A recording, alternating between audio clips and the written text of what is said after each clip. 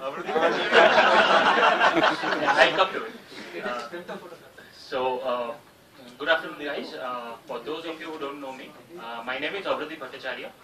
I'm part of IT Ops storage team, and what I'm going to present to you now is a new concept. It's a new technology that is going to come into the market very soon. So, in 1964, there was this guy who was called Doc Edgerton. Created a sense of awe and curiosity with the first of its kind time warp picture. Thing is, this picture was actually taken with a camera that had an FPS of 1 million, means million frames per second. 50 years down the line, we can go up 50 times, not even 50, we can go 100 times, much more faster than this. So you say 1 million, you say 1 billion, no, we can go 1 trillion frames per second. This photography is called femtophotography. This is what I'm going to present to you today. This is a new concept. Now, femtophotography, how will it help us, you may ask?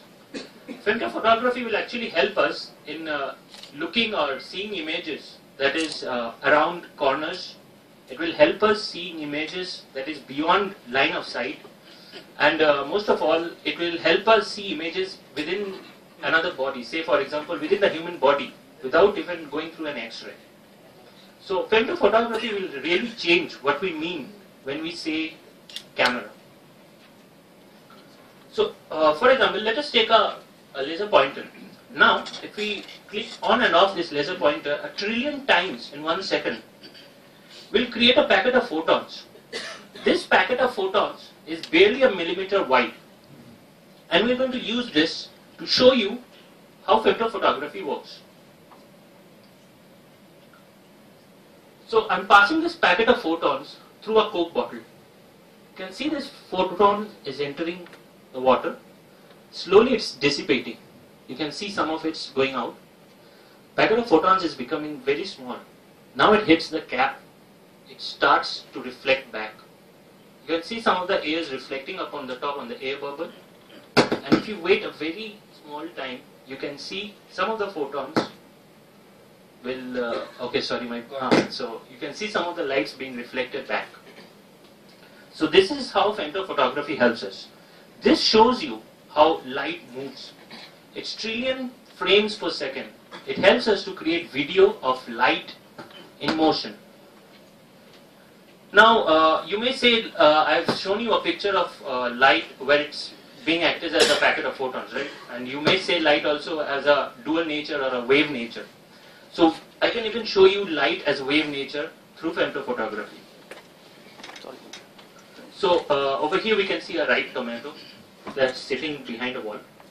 And now you can see that same packet of photons will slowly come. It has a wave nature. Slowly you can see the tomato being illuminated. And you can see the wave nature very clearly being reflected on the back wall. Now, there is a very interesting thing that you might notice about this, is when this light hits the tomato, the light passes by, but you can still see the tomato glowing. Can anyone tell me why is this? Subsurface scattering. No, the thing is, when the light is hitting the tomato, some of the lights are being internally refracted. And since this tomato is genetically created a pure ripe tomato, the light is being internally refracted and reflected. So just imagine, you have this Femto-Cam in your camera, you go into the market, and you just click a picture of a tomato. You can find out actually if the tomato is ripe or not. So this is one of the applications of Femto-Cam. 1 billion was camera for tomato. So there is one more application, not only like taking your camera and going to the market, right? There is far more applications of this. So for example, I'm going to show you an experiment that has been carried out by Nature Communications when this paper was first published. The major idea is that, as I said before, using Femto-Cam we can see objects that is beyond line of sight or around a corner. So how does this work actually? Over here we have a Femto-Cam. The first of the light is coming and hitting the door. Some of it is being bounced inside the room. Some of the light particles is going to hit any object that is inside. It's going to come out again. As you know, light reflects. It's going to hit the door, and then it's going to come to our Femto-Cam. This is how, getting the reflections of light, we can create image that is beyond line of sight. Now you may say that this is all science fiction, it's not out there. But I'm very sorry, this experiment has already been carried out. This is our, what you may say, our setup. We have a Femto-Cam. There is the wall. The Femto-Cam cannot directly see the hidden mannequin behind. And this is the door. So let's see how does this work.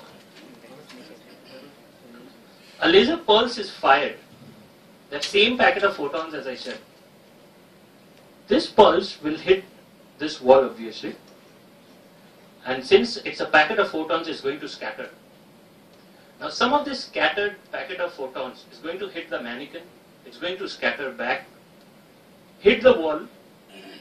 Again, it will break down into smaller packets of photons. And some of this packet of photons will come to the Femto-Cam. The interesting thing to see is that these packet of photons won't come at the same time. There will be a time lapse. But as you know, our Femto-Cam is no ordinary cam. What this camera has is actually, it has a time resolution of 2 picoseconds. 2 picoseconds is exactly the time taken by light to travel 0.06 millimeters. So now with all this technical jargon going on, using Femto-Cam we can also measure the distance traveled by that same image. Using that we can pinpoint this image where it's coming from on the door. At each laser position we can pinpoint it on the door. From this we create a raw image. By this, now for example, if we take trillions such laser pulse and create trillions such images on the door, we can actually create an image. This is the image that is actually created through, after processing through say 50 gigs of data. But as you can see, since it's only a experimental, but it has a good result, it can actually show you there is some object having this certain posture hidden behind the room. Now, real life applications. Hiding anything in a room and it's like playing hide and seek, right? Real life applications. This Femto-Cam will help us drive, making our drives much more safer. It can actually point out cars, objects that lies around corners. It will help us detect it before even we make the corner, right? Make the corner turn. It will help firefighters find out objects or definite bodies, living people inside a fire, inside a building that is on fire before even entering the building. In health imaging, it will actually help us show where actually a blockage is inside our body or inside our heart is, before even saying the doctor cutting open the body and finding it for real.